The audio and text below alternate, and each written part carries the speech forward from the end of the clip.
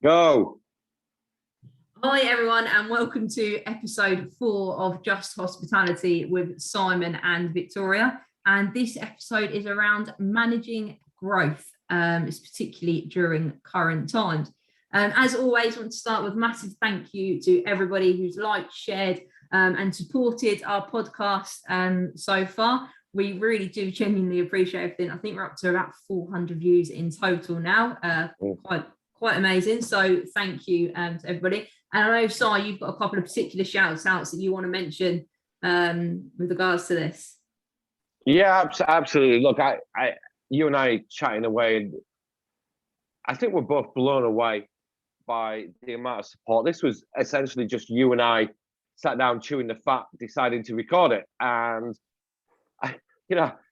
crazily, I bumped into a guy outside Tesco's the other day that I hadn't seen for 3 years, and he's like, "Oh, I saw your podcast." So, big thanks to you, Ollie Wilkins. But there's a few people in my life who've been incredibly supportive, given some great feedback. And I just want to shout out Dave Elliott, Chris Leafman, Mike Hoff, Darryl Bearer, Ollie Wilkins, Simon the Legend Parson, who I love to death, Christine Oxford, and all those guys on Coffee Club. You've been absolutely amazing supporter. Fred Turner, who I know spoken to you, Paul Smith, and a really good old friend of mine called Francis Ski, all of which have been just top in giving a bit of feedback, a bit of encouragement. And, this takes a bit of time in terms of you and I prepping for it, in terms of what we're going to speak about and how we're going to speak about it. And, it takes a lot of work. Every time we get a nice ping, every time I get someone saying this is worthwhile and I listen to it, it really gives me a boost anyway. So thank you to all you guys for helping out. Particularly, I want to go back and say Dave Elliott and Chris Leafman, two really close friends of mine, have been really helpful. So that's my bit. Are those the guys that don't like my background or my 100%? Yeah, one of them don't like your really calling them out now. Yeah, thanks, guys. Brilliant. So, moving on to today's podcast, we wanted to talk today about managing growth. And the reason being is, obviously, we're all really busy at the moment, but any business needs to grow. Any business, any person, we always need to be growing. We always need to be becoming kind of the best versions of ourselves, and ideally the best versions of our business. So that's what we really wanted to touch on the subject. And when we started to talk, I think we started with 3 key areas, and then the list just got longer and longer and longer. So there's a lot we're going to touch on today, and we could potentially extend this over into a second podcast at a later date. But yeah, so that's really the core focus of the subject today. And I'm going to start on the point of looking at demand when you're looking at growth. But before I do, is there anything you want to add to that, Si? Yeah, absolutely. Look, I mean, if you go into leadership study and you look at someone who speaks a lot about this, someone called Jack Welch, he talks about growth is the only real measure of a business. And what he's kind of talking about there more than anything is growth of an existing business. We're in hospitality in the last 10 years has seen a big influx of private equity firms entering the market, funding businesses for growth. So that has put all the onus on growth. And I think we saw the peak of that in 2016, maybe 17, and then various things happened and we weren't going as far as we wanted to. There's an entire philosophy here about how a brand does grow and how a business can grow well. What we wanted to talk about today, Victoria, what you and I chatted about and why the list got so long is it's not just about growing. It's about how do you plan to grow well, okay? If you're a food truck, excuse me, if you're a food truck and you want 5 food trucks, or if you're a 100-site business who wants 200 sites, the principles remain the same. How do you grow well and how do you not impact your original business negatively? And I think that's really where we should focus today. What we've done today, we're talking initially about the considerations for growth, and then at the end we've got a few notes of caution. So in terms of starting us off with some considerations you should be thinking about when you're about to move into growth, we're going to start with demand, and I want to hand back to you because you had a great point on this, Vic. Yeah, absolutely. I mean, like you said, so growth is important and it's what we all measure by now. I mean, we all probably read Propel every day and all we see in there is X, Y, and Z have grown by this many sites. They're opening this size, they're opening this size. It's how we measure success in the industry. Site openings, successful site openings, etc. But what I really wanted to focus on was growing cleverly, should we call it, versus growing for the sake of growing. So what the first key element that I think you need to look at when you're considering growth is demand. Is there demand for your product, for your food truck, for your outlet to be in another area? You mentioned earlier, it's like, okay, it's great if you've got a food truck and all your friends are coming down every week and saying, oh yeah, your food's brilliant, and selling it to them at a discounted price. Does that mean that there is an actual demand for a bricks and mortar site down the road? How do you understand if there is that demand? You need to complete research. You need to really understand who's demanding your food, who wants it, where they want it, and when they want it. And you really need to carefully consider that, I think, before you make any moves into any sort of commitment for any sort of growth. Really research it in detail, because like I said, there's no point in growing for the sake of growing, because all that will happen is it'll be detrimental to your original business, because your original business might be thriving, but the next one just won't take off. I think you touched on something there. You didn't use the word, but I think you're skirting around brutal honesty. And you've got to be brutally honest with yourself here. Is my brand the correct brand to grow? Is my offer what people want? Is there a demand there? And we've all been there. We open one site or we do one pop-up and everyone's going crazy for it. Our friends, our family, and the clue's in there. All right, is there true demand? And unless you're big enough to be really honest about what you're doing, there's no point. There's no point going forward. You know, you need to understand: is there demand there? Because you're going to be throwing a lot of your own money, a lot of your own energy, a lot of other people's money at expansion. And if there isn't demand there, and you haven't been honest enough to look to see if there's demand there, you just want to do this as a matter of ego, you're going to end up in a lot of trouble very quickly. Yeah, I agree. I mean, you have to really look into it.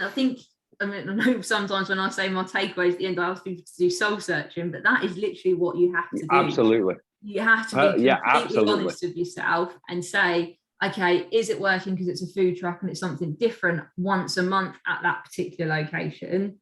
When that might be great, that might work, but if it's there permanently, will there be that demand? We all know everybody gets FOMO and they might just be coming once a month because you're only there once a month. But will there be that demand every day for 8 hours a day, 365 days a year? So when you think about it, in fact, in all aspects of growth, I don't think there's a time in your business where you need to be more honest with yourself and your business partners and your colleagues than during a point of expansion. You know, if you get it wrong at any point or you paper over the cracks, this is a time that it could kill your entire business, leading me nicely on to cash. You know, expansion's expensive, okay? And there's two elements to this. You could be self-funding it, you could be getting investment from elsewhere. Whichever way you do it is going to be painful, okay?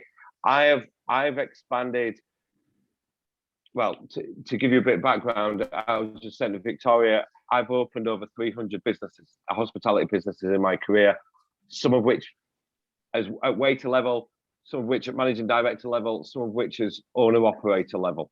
And they're painful. And getting the cash right is so difficult. Have you actually sat down and planned your cash flow during this process? How are you going to make sure you're not just getting enough coming in from your existing businesses to pay the bills, but to fund growth? If you're taking money from an investor, what are you going to have to be given in return? And are you taking enough money to fund that? Not just funding the capex, the capital outlay. What about the operating outlay? Mm-hmm. A business does not open profitably in our world. Okay, if it did, well, I wouldn't be doing podcasts for a living. You know, it takes time. It takes time to build up. Are you building enough into your cash flow to take you through the OPEX uptick over 6 months, 8 months, 12 months, or whatever it might be. Have you got enough in reserve? You can kill yourself on cash flow. An old business partner of mine, we were doing a couple of sites. I'll talk about it later. But he used to half joke that he could tell the state of our finances by the depth of the darkness in the fingers under my eyes. And that is literally how it was. Our cash flow dictated my sleep. And this is so important. So you absolutely cannot grow until you're in a position from multiple perspectives, but financially is key, because if you're not in the right position financially, not only will it destroy your existing business, the fact that you're not in a position to grow financially, but it will also destroy you as a person. The impact it will have on you, on your mental health, on your family, on your stress levels far outweigh any financial loss. And what that will then do is have an impact on your brand as well, because if you've got one brand running successfully, you've tried to open a second, you're stressed because you haven't got the cash flow right, haven't got the money right, the demand's not there, your original brand and your original concept then suffers because you're not focused, your head's not in the game. Yeah, absolutely. I've seen cash flow issues kill amazing concepts, but I've also seen them kill amazing relationships as well. It's interesting you mentioned brand, Vic, because brand is next on our list. Do you want to lead the team on brand? Yeah, I mean, with regards to brand, I just think no matter what, you cannot dilute that brand. And what you really need to make sure that you identify is what is key and what's been successful in your new brand, in your original brand. So I don't know, is it that your food is homemade? Is it that you use freshly squeezed lemons rather than bottled lemons? When you're going across into your growth phase, can you make sure that you can still do that? Is your brand capable of growing, and is everything replicable? And are you able to do that without diluting your original brand? Yeah, and not only that, have you identified what your brand actually is? Yeah. So there's got to be at some point in your first 1 or 2 sites where you sit down and go, what is my brand? It's more than just a name. If you look at, let's take, I don't know, let's take Costa Coffee, for example. Their brand is that particular shade of red. It's that particular wood that they use in all their chairs. It's a certain amount of extraction on their coffee beans. It's the Costa Coffee rounder with 3 beans outside. Somebody at some point has sat down and identified, this is my brand identity. This is who we are. This is what customers resonate with and recognize. Yeah. So this is what I need to do, take forward. And if you're a small independent, even like I say, I always say, if you're only a food truck, I've got mad admiration for those running food trucks, by the way. But you need to identify what is important as your brand, and you need to carry that forward, and you can get rid of the backpack of other nonsense that goes with it. So as you've got those key brand foundations, it's really important. Yeah, it's what makes you different and what makes you stand out. And you know that I've got a small food truck business that I run with a business partner side. And at one point, I'm obviously not the cooking side. I take care of the financial. Thank God for that. I take care of the financial and business side. And she does the squeezing fresh lemons and insists on squeezing her own fresh lemons to put in the hummus.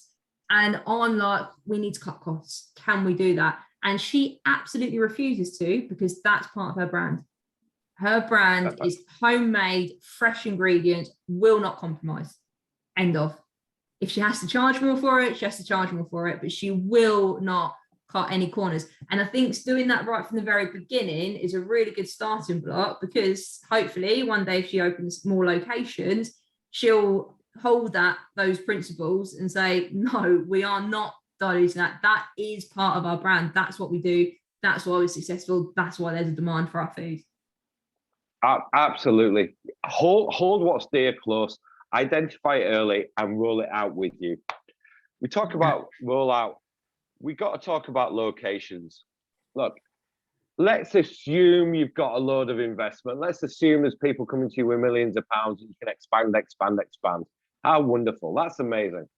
Do not go on a land grab, right? Don't take sites just because sites are there. You need to analyze so carefully every single site, no matter what your site is, you can have 10 hyper successful restaurants and you can be sunk by one bad rental deal. Even with the profit coming in of 10, I've seen it happen. I've been involved in businesses where this has happened. You get the wrong deal in the wrong location, spend too much upfront, too much OPEX, and you can kill your business, or at least spend a lot of time plowing all your energy to rectify this. A really top bloke from a very well-known restaurant business once told me, your business will be defined by the sites you reject, not the sites you accept. And that resonated so carefully, and he's absolutely right. Just to let you know, this guy runs a business, and I think they've got somewhere just under 900 sites today, so he knows what he's talking about. Those great sites will come back. If the timing's not right, if you're not ready, walk away. If the deal isn't ready, walk away. If you as a business aren't ready, walk away. I've seen too many people, got excited about a site because it's geographically well, or it's named on Monopoly, on the Monopoly board, so they get excited about it without doing the research and fail. I've seen too many people get excited about sites, but not have the correct timing or correct cash flow, and they end up failing. Don't be scared to say no to a site. Yeah, I mean, there's a couple of things I want to pick up on there. So you're absolutely right. Do not be afraid to say no if it doesn't feel quite right, or if it doesn't fit your business model perfectly. And I know it's an age-old saying, and here she goes again with her quotes, but everything genuinely does happen for a reason. With the small food business that I've been running, we had 0 sites available to put the food truck on a permanent location. We couldn't get a site for love nor money. These people wouldn't take this power. These people wouldn't take that power. And nothing was going right. And then we got offered 3 sites in literally one day. So everything does happen for a reason. And at the time, I was really angry about that not happening. Sorry, my battery's about to go. And then everything happened at once. So everything happens for a reason. It has to be right for you. It has to be right for your business. But the second point I want to pick up on the site is the research. Research is key. Like you said, you can't just go to somewhere because, I don't know, one of your competitors or another cool brand that does something completely different to you, but you're in the same call bracket or whatever, it's in the same location.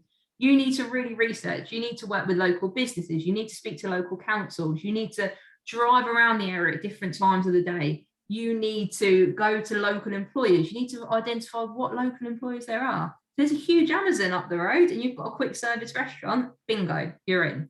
But if you want to have a fine dining restaurant in, I don't know, in a city town where there's no footfall in the evening and etc., it's not going to be right. So really research. Not to quote Kirsty, and I don't know what his other name is, but location. Research. That's it, Phil. Yeah, you watch more TV than me. Clearly. You got to chat to us now about product and product consistency. Yeah, and really that kind of takes me back to the hummus and the freshly squeezed lemons. You have to know how your product's created, what goes into it. You need to have that documented, and you need to be able to replicate it, and you need to be able to replicate it easily. And you can't if you've got your product just right, but sometimes you add a bit of this and you add a bit of that, you can't then go and open a second location and try and replicate that.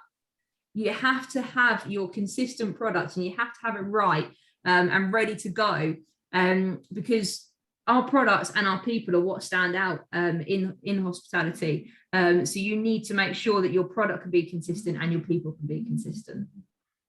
I think if you look at the most successful businesses in our industry in the world, you'd have to say McDonald's, Subway, and KFC. The one thing they have got right above all else is consistency. In a previous job, I used to have to travel the world, and after 3 or 4 days in any particular location, I'd go hunting out a McDonald's.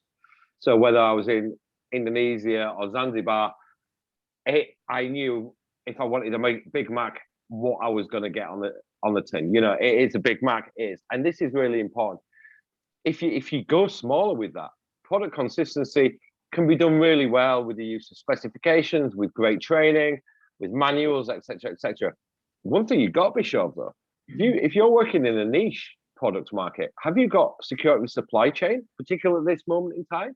Is there enough of it out there? If you're using, let's say you're, I don't know, a steakhouse using a particular butcher, are you at some point, and you're very proudly using this beef manufacturer or this farmer in Kent, are you going to outgrow them? Is that going to jeopardize your brand if you have to start moving across your supply chain? All this needs thinking about in advance. Product is absolutely key. Consistency, but also managing the supply lines coming into your business. Yeah, of course, and that's obviously been brought a little bit more to the forefront recently. So even with larger organisations in terms of supply chain and issues that we've got at the moment. So yeah, that's definitely something to consider when you're looking at product overall. So we kind of touched on it in product, but I also want to talk about kind of processes, and this is a big one for you, Si. Manuals, processes, how you do things, how you replicate things. I mean, I've touched on it there with food. So if you're creating your product, that's what goes into it. XXX, like you said, McDonald's create the perfect consistent Big Mac. But what else do we need to document? What other processes do we need to have to be able to grow and to replicate our business? Well, you need a process for everything, but most importantly, you need people who can understand the process and follow a process intuitively. A restaurant foundations might be built on manuals and specifications, but that's the foundation. The actual house is built on personality and just doing it. So that takes us in a really nice segue to the people side of things. If you're going to grow your business, do you have the right people in place? Are they ready to grow? Are they prepared to move? Are they as invested emotionally into the business as you are? Whenever you're in a business that's growing, the team are always excited about the growth. Everyone wants to be part of a success story. Everyone wants to be part of growth. Okay? We have to face facts here. And this is another time for any business leader to be brutally honest with themselves and their team. Are your team ready to grow? I've seen so many businesses take a fantastic GM who wants to grow and move them into a multi-site role because it's their next logical step. You're going to have a real problem there 9 times out of 10 because the step from single site to multi-site is extremely complex and takes a lot of time to master. While someone's learning that, you want to give them A, a new site to be looking after that takes an incredible amount of work, and B, an existing cash cow? Or would you rather take it more slowly or start the training of that individually earlier? To me, take it slow with people. Don't make promises just because you're growing that they're going to grow with you. If they're the right people, do so. But don't grow your people just for the sake of it. Don't grow them just because they want it. They need to be the right people. You know, if I'm one site growing to 2 site, it's quite easy. You put a bit of budget together in your pre-opening, and you bring your new team to your existing site, you train them, and then you mix both teams so both teams have an equal number of new joiners and existing people when you do the opening. That's the surefirest way to success. When you're bigger, and I have in one job opening 3,000-4,000 square foot restaurants in a week, how do you manage that? It's difficult. One thing you don't do, and we'll hit this in the note of cautions, is start taking great people from great sites, putting them in weaker sites, because then you actually weaken 2 sites. Yeah, no, that makes sense. Yeah, no, I think you're right.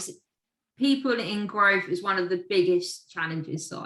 And for me, it's about getting the right people on board from the very beginning. And like you said, making sure you can say no to the right location, wrong location. You also need to be able to say no to the wrong people, which is particularly difficult in the current climate because everybody just needs bums on seats or people waiting tables. But you need to make sure you get that people piece right at the very beginning, which is brilliant if you can do it from the very small, like you say, going from 1 site to 2 site. I'm going to use the guys at Treat Street as an example again. Those guys did I mentioned them in the recruitment piece on the our first podcast. but Em and Sanj work together amazingly, and they came together very early on, and Sanj saw the kind of the potential in Em, and Em saw the potential in the business. And although it's Sanj's business and Em's the GM, if you spoke to them and you meet with them to talk to them about anything, as far as you're concerned, they're equal partners. And that's because Sanj is invested in Em and Em is invested in Sanj. So it's really about finding those right people, getting hold of them and keeping hold of them. Yeah, absolutely. Absolutely. The other thing you've got to consider when looking at your team is they're going to get a dilution of it. Even the ones staying in the existing businesses, they're going to get a dilution of attention because everyone's attention always runs off to the new sites, which is in a way a mistake, but it's also understandable. Can your people running your existing business have the fortitude to carry on without seeing as much as you did on a day-to-day basis? The people conversation regarding growth is almost a separate podcast, and I'm very aware we're running long form today. We want to move on to partners now, V. Yeah, exactly. Yeah, absolutely. So when we're talking about partners in growth, I'm talking about partners in every area of the business. So we've already mentioned supply chain side, but we need to look at designers, we need to look at builders, carpenters, painters, who knows what else, POS providers. And the key thing for me is when you're looking at those partners is number one, to remember that everyone's out to make a living, and these people will be making a profit out of your business, like you're making a profit out of selling food. Everybody's there to make a living. The most important thing for me when you're looking at these partners is that you accept that they're there to make a profit, but then you really look at them and think, who do I want to work with? Not who's the cheapest, not who's the best, who do I want to work with? Who can I see myself working with on a day-to-day basis? And who do I see can understand my vision and can drive that vision with me and grow with me? This is a case of, like most things, you're actually looking for partners, not suppliers. Yeah. You're not looking for contractors. You're looking for people who will grow with you and enjoy it, people who truly invest in your business. I couldn't agree more. And it gets overlooked so much. People might go out to tender and look for the cheapest builder, and that might be the right thing to do. But ultimately, I would recommend you meet everyone. You're going to, in an opening, you're going to be spending an incredible amount of time under incredible amount of stress with a set of people. Do you like those people? Can you get on with those people? Can you get through challenging times with those people? This is absolutely key. Yeah. I think that takes us quite nicely to, we've listed a few notes of caution. Listen, growth and expansion is a positive. There's nothing to be said otherwise. But if you're going to enter that, you're going to have to know a few things. You're going to have the right people, the right cash, the right mindset, the right level of energy. It's going to impact every aspect of your life, even if you're just an employee. This is a massive part of things. So a few things to consider before you go forward.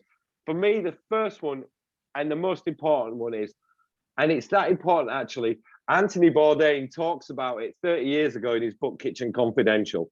Do not let your original business suffer because all your focus is on your new business. Okay? The amount of times I've seen that happen is ludicrous, and no one ever learns from it. You have to keep an eye on your existing business and give it the attention it's always had, because otherwise it fails to stop funding you going forward. Your new business will not make a profit in the first few months. You need that money coming in. You cannot neglect the original businesses. Yeah, makes complete sense. And kind of on the back of that, I just want to say, as I've already mentioned, do not let your brand become watered down in this process. Ensure consistency, maintain your brand standards across the board. Yeah, 100%. Consistency being everything. Like I say, the drop in consistency doesn't happen all in one day. It's a percent here, it's a percent there, it's a drop in service standards. It's for getting one thing off a plate if you're in the kitchen. It's not carrying glasses to the table properly. It happens slowly, but it all adds up. And that brand consistency, listen, we could give examples and we won't, but we could give examples, and everyone listening could sit there and name examples of businesses that were once great And once he started expanding, he just became, and who really wants that? Yeah, I agree. I'm going to chip in on it. Don't overstretch your cash flow. Growth is difficult. Growth is expensive. You are never going to have a ton of money and be able to do it easily. But don't overstretch to the point that you can't even get open and trading. And I've seen this happen before.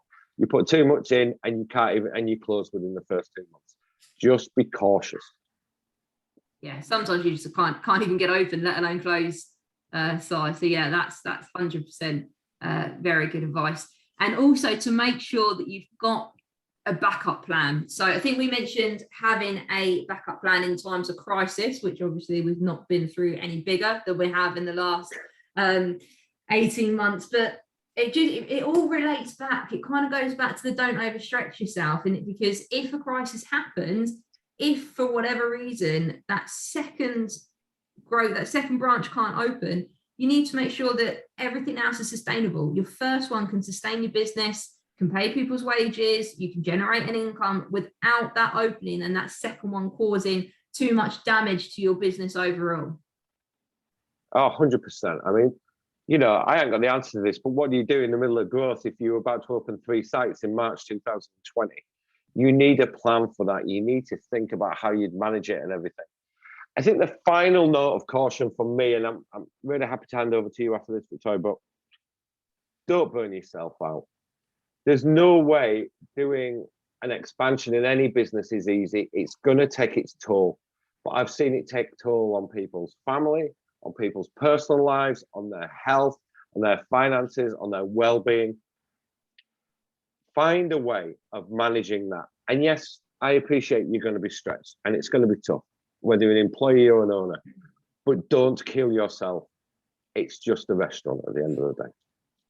Yeah, you're right, Si. You need to take it slow, and it's easy for us to say, but it really is important not to burn out, because otherwise, like we say, just again that circle, everything just collapses.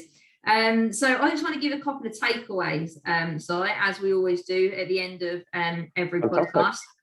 And my first takeaway is for you to, as a business owner or senior member of management, to have a look at process. So review your existing processes right now. What processes do you have in place? What process is in place for making a burger? What process is in place for clearing plates? What process is in place for laying tables? Have a look at every single process. Have you got it documented, and is it replicable? If it is, can you now start taking steps to future-proof it for future expansion? So if you don't have a process for opening, can you create one? Just as an owner or as a senior member of management, have a look at your whole business, search your soul, ask yourself some questions, and make sure that you really do have your processes in place that you need if you want to grow. Great stuff. I'm going to ask everyone to have a good look at their people for a very similar reason. But this is where you have to really look hard. You might have some amazing people in your business, but are they the people who are going to help you grow? Are they good enough to expand their own skill sets at the speed you need to be able to deliver what you and your business need? I'm a loyal guy. I believe in loyalty. And the foundation of loyalty is honesty. And if you can't be honest with yourselves that these may be amazing people, but they're not the right guy to take you to 10 sites or the right person to take you to 5 sites or expand, you need to have a good long look at that and at yourself and say, what am I doing about it? Because you need to act on it now, not when expansion happens. Yeah, you're right. So and I'll talk about it all the time because I'm a people person. The right people are key. And you have to have the right people in your business. The final thing that I want to ask people to do is to look at your current partners. What partners do you have, and are you happy with the way you're working with them? Are your suppliers, and we touched on this earlier, so are your suppliers fulfilling your current needs? Could they fulfill your future needs if you did need to grow? Do you think they can grow with you? Are they future-proof? Are your tech partners future-proofed? Are your food suppliers future-proofed. And also, if we're looking at growth, we need to start looking at those other partners we mentioned, your builders, your designers, your carpenters, your plumbers. Even if you're not growing at the moment, start networking to see if you can find the right partners for the future. There's no harm in having a list of people ready to work with when the time is right. Couldn't agree more. You've got to start planning for your growth way before you start your growth. I kind of think that wraps it up. We've covered a lot. We've covered it quite quickly. I think later in the series, we might end up deep diving into a few of these subjects on their own. But today was just sort of an overview from my side anyway, an overview into preparation for growth. Yeah, so I think that's great. Hopefully you guys have enjoyed the podcast and got a lot from this. As always, if there's anything you'd like us to particularly focus on, please by all means leave a comment or message us on LinkedIn. And that's bye from me. Look forward to seeing you next time. Take care, guys. Thank you so much. Don't forget to like and share. Speak to you later. Thank you.